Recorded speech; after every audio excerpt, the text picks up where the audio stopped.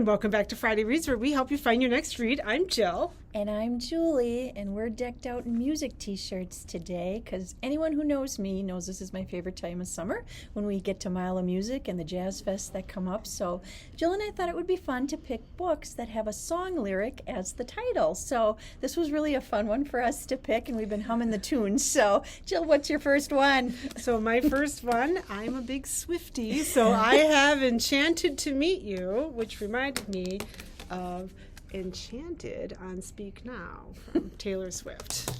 Enchanted to Meet You by Meg Cabot. This is the first in a series of The Witches of West Harbor, and it was published in 2023. A witchy rom-com from the New York Times bestseller Meg Cabot about a plus-size witch who must team up with a handsome stranger to help protect her village from an otherworldly force. But will she be able to protect her heart? It's magic when you meet your match in her teenage years. Lovelorn Jessica Gold cast a spell that went disastrously wrong and brought her all the wrong kind of attention, as well as a lifetime ban from the World Council of Witches. So no one is more surprised than Jess when 15 years later, tall, handsome WCW member Derek Winter shows up in her quaint little village of West Harbor and claims that Jess is the chosen one. She's not chosen by West Harbor's snobby elite to style them for the town's tricentennial ball, though Jess owns the chicest clothing boutique in town, and not chosen finally to be on the WCW either. Not that Jess would have said yes anyway, since she's done with that organization that tries to dictate what makes a true witch. Uh-oh. No, Jess has been chosen to help save West Harbor itself. As summer ends, her power grows. Just when Jess is beginning to think that she and Derek might have a certain magic of their own, and not of the supernatural variety, Jess learns he may not be who she thought he was. And suddenly Jess finds herself having to trust Derek to work with him, combat the sinister force battling to bring down West Harbor, or use her gift, as she always, to keep herself and her heart safe. Can she work her magic in time? So if you like witches or a little bit of love story, this could Enchanted to Meet You. That's cute. I did find that most of my reads were a little bit lighter reads with this song titles. So my first one is Just Haven't Met You Yet by Sophie Cousins, and this was published in 2021. Laura's business trip to the Channel Islands isn't exactly off to a great start. After unceremoniously dumping everything in her bag in front of the most attractive man she's ever seen in real life, she arrives at her hotel only to realize she's grabbed the wrong suitcase from the airport. Her only consolation? The irresistibly appealing contents of the case. A copy of her favorite book, piano music, and a rugged, heavy-knit fisherman sweater only a Ryan Gosling look-alike could pull off. The owner of this suitcase is Laura's dream man. She's sure of it. Now, all she has to do is find him. The mix-ups seem written in the stars. After all, what are the odds that she'd find the one on the same remote island where her mom and dad had first fallen in love, especially as she sets out to write an article about their epic romance? Commissioning surly cab driver Ted to ferry her around seems like her best bet in tracking down the mystery suitcase owner and retracing her parents' footsteps. And if beneath Ted's gruffness lies a wit that makes their cab ride strangely entertaining, so much the better. But as Laura's long-lost luggage soulmate proves really difficult to find, and she realizes that the love story she's held on a pedestal all her life might not have been all that perfect, she'll have to rethink her whole outlook on love to discover what she really wants. Song artist for me was Michael Bublé with the song Haven't Met You Yet on the album Crazy Love, which he released in 2009. So my next one is Our House by Louise Candlish. And this one I chose Crosby, Stills, Nash & Young from Deja Vu, Our House, same title. And I've been singing it all week. On a bright January morning in the London suburbs, a family moves into a house they just bought on Trinity Avenue. Nothing strange about it, except it is your house, and you didn't sell it. When Fiona Lawson comes home to find strangers moving into her house, she's sure there's been a mistake.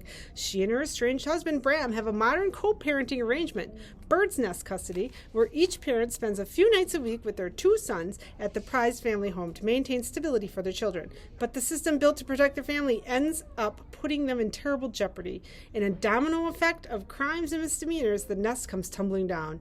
Now Bram has disappeared, and so have Fiona's children. As events spiral well beyond her control, Fiona will discover just how many lies her husband was weaving and how little they truly knew each other. But Bram's not the only one with things to hide, and some secrets are best kept to oneself. Safe as houses. That one's maybe not so light.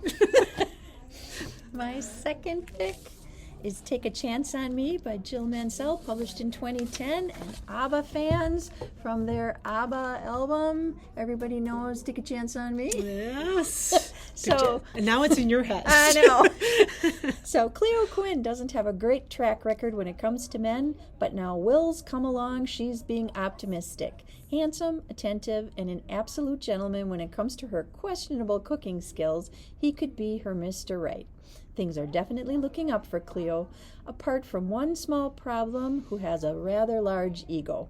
Johnny LaVenture, sculptor extraordinaire and her childhood adversary, is back in Channing's Hill and tormenting Cleo as if he'd never gone away. But life never goes according to plan, does it? Johnny isn't the only one stirring up trouble, and for Cleo's family and friends, all sorts of sparks are starting to fly. If you think you can put the past behind you, think again. So take a chance on me. Oh, cute. My next one is from 2021. Jodi Picoult, Wish You Were Here. Some of you are probably Jodi Picoult fans. This one involves the COVID thing. And I chose, you can't tell what this is, but this is Pink Floyd, Wish You Were Here. Oh. Wish You Were Here. Diana O'Toole is perfectly on track. She will be married by 30, done having kids by 35, and move out to the New York City suburbs, all while climbing the professional ladder in the cutthroat art auction world. She's not engaged just yet, but she knows her boyfriend, Finn, a surgical resident, is about to propose on their romantic getaway to the Galapagos, days before her 30th birthday. Right on time. But then a virus that felt worlds away has appeared in the city, and on the eve of their departure, Finn breaks the news. It's all hands on deck at the hospital. He has to stay behind. You should still go, he assures her, since it would be a shame for all their non-refundable trip to go to waste. And so, reluctantly, she goes. Almost immediately, Diana's dream vacation goes awry. The whole island is under quarantine, and she's stranded until the borders reopen. Completely isolated, she must venture beyond her comfort zone. Slowly, she carves out a connection with local family and a teenager, with the secret opens up to Diana, despite her father's suspicion of outsiders. Diana finds herself examining her relationships, her choices, and herself, and wondering if, when she goes home, she too will have evolved into somebody completely different. So, Wish You Were Here. I read this right after I think I read it during COVID, and it was a little too close, but now it might be okay. I had that on my to-be-read list, and then I set it aside. My third pick is Allie Hazelwood's Love on the Brain, which is one of my favorite Rihanna songs on her album Anti, which was released in 2016. So this is from the New York Times bestselling author. You might be familiar with The Love Hypothesis. And this is a new STEMinist rom-com in which a scientist is forced to work on a project with her nemesis. B. Königswasser lives by a simple code. What could Marie Curie do? If NASA offered her the lead on a neuroengineering project, a literal dream come true, Marie would accept without hesitation. Duh! But the mother of modern physics never had to co-lead with Levi Ward. Sure, Levi is attractive in a tall, dark, and piercing eyes kind of way, but Levi made his feelings toward B very clear in grad school. Arch enemies work best employed in their own galaxies far, far away. But when her equipment starts to go missing and the staff ignore her, B could swear she sees Levi softening into an ally, backing her plays, seconding her ideas, devouring her with those eyes. Those possibilities have all her neurons firing. But when it comes time to actually make a move and put her heart on the line, there's only one question that matters. What will B do? So, again, Love on the Brain, and also Rihanna's song, Love on the Brain. My next one is You Can Go Your Own Way. This is by Eric Smith. It was published in 2021. And it makes me think of Fleetwood Mac. Oh, Rumors. yeah. You can go your own way. One of my favorite albums. Same here. No one ever said love would be easy, but did they mention it would be freezing? Adam Stillwater is in over his head. At least that's what his best friend would say, and his mom. And the guy who runs the hardware store down the street. And this pinball arcade is the only piece of his dad that Adam has left. And he's determined to protect it from Philadelphia's newest tech mogul, who wants to turn it into another one of his cold, lifeless gaming cafes. Whitney Mitchell doesn't know how she got here. Her parents split up, she lost all her friends, her boyfriend dumped her, and now she's spending her senior year running social media for her dad's chain of super successful gaming cafes, which mostly consists of trading insults with that decrepit old pinball arcade across town. You can kind of see where this is going. But when a huge snowstorm hits, Adam and Whitney suddenly find themselves trapped inside the arcade. Cut off from their families, their worlds, and their responsibilities, the tension between them seems to melt away, leaving something else in its place. But what happens when the storm stops? So here's one. They get trapped in a cafe. I can think of worse places. Yeah, that'd be fun. My fourth pick is X's and O's by Amy Leah, published in 2023. A romance novel obsessed social media influencer revisits her exes on her hunt for true love in this rom-com from the author of Set on You. Romance novel connoisseur Tara Chen has had her heart broken 10 times by 10 different men, all of whom dumped her because of her stage 5 clinger tendencies. Nevertheless, she's determined to find the one. The only problem?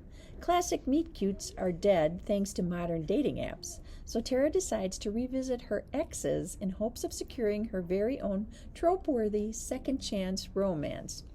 Boston firefighter Trevor will be the first to rush into a burning building, but the last to rush into a relationship. Love just isn't his thing. When his new roommate Tara enlists him to help her reconnect with her exes, he reluctantly agrees. But Tara's journey is leading him to discover his own new chapter.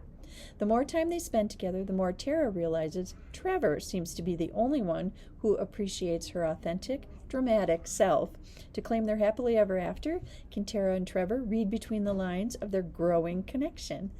My song artist for this one is Elle King with song of the same name, X's and O's, from the album Love Stuff, which she released in 2014, which was one of my favorites when that came out. So Awesome. So my last one, I'm going back to where I started a little bit. Never Ever Getting Back Together by Sophie Gonzalez. And this is by Swiftie. Taylor Swift on the Rod album. When their now famous ex-boyfriend asks them to participate in a teen reality show, two 18-year-old girls, one bent on revenge, the other open to rekindling romance, gets tangled up in an unexpected twist when they fall for each other instead of never ever getting back together, by nationally and internationally best-selling indie next pick author Sophie Gonzalez. It's been 2 years since Maya's ex-boyfriend cheated on her, and she still can't escape him. His sister married the crown prince of a minor European country, and he captured hearts as her charming younger brother. If the world only knew the real Geordie, the manipulative liar who broke Maya's heart. Aww. Sky Kaplan is always cautious with her heart until Geordie said all the right things and earned her trust. Now his face is all over the media, and Sky is still wondering why he stopped calling. When Maya and Sky are invited to star on the reality dating show Second Chance Romance, they're whisked away to a beautiful mansion, along with 4 more of Geordie's exes, to compete for his affections while the whole world watches. Sky wonders if she and Geordie can recapture the spark she knows they had, but Maya has other plans, exposing Geordie and getting revenge. As they navigate the competition, Sky and Maya discover that their real happily ever after is nothing they could have scripted. This was published in 2022 and does speak to one of my other things, fantasy thing or fun things I like to do in watching like reality shows because they're on one. my last pick is a YA pick, and this is Since You've Been Gone by Morgan Matson, and this was published back in 2014. It was Sloane who yanked Emily out of her shell and made life 100% more interesting. But right before what should have been the most epic summer, Sloane just disappears. All she leaves behind is a to-do list. On it, 13 Sloane-inspired tasks that Emily would normally never try. But what if they could bring her best friend back? Apple picking at night? Okay, that sounds easy enough. Dance until dawn? Sure, why not? Kiss a Stranger? List is getting a little harder. Emily now has this unexpected summer and the help of Frank Porter, totally unexpected, to check things off Sloane's list. Who knows what she'll find? Go skinny dipping. Wait, what? How did that get on the list? So, if you want a YA pick, this is my pick, Since You've Been Gone. My song artist was former Argent guitarist Russ Ballard, and he first released it on a 1976 album. Could not find a CD for this one, even on a compilation one. It was covered by the band Rainbow in 1979 and released as a single, Since You've Been Gone, from their album Down to Earth. So if anybody has an album like this one, and this was one that I couldn't get out of my head once I picked this book. And I know Kelly Clarkson has the Since You've Been Gone with the letter U instead of you. So there's a lot of. Aretha Franklin had one, Since You've Been Gone. So that was a popular lyric to use in songs. Since You've Been Gone. Well, the song is included on the playlist. If you're watching this on YouTube, and maybe Facebook too, I am going to include a playlist of all these songs you might have in your head down below. We hope you had as much fun as we did picking books that have a song lyric title. We thank you for watching, catching us on YouTube, Facebook, and the Kimberly Public Library website. Until next time, keep singing or humming along and keep watching. Thanks. Bye-bye. Bye.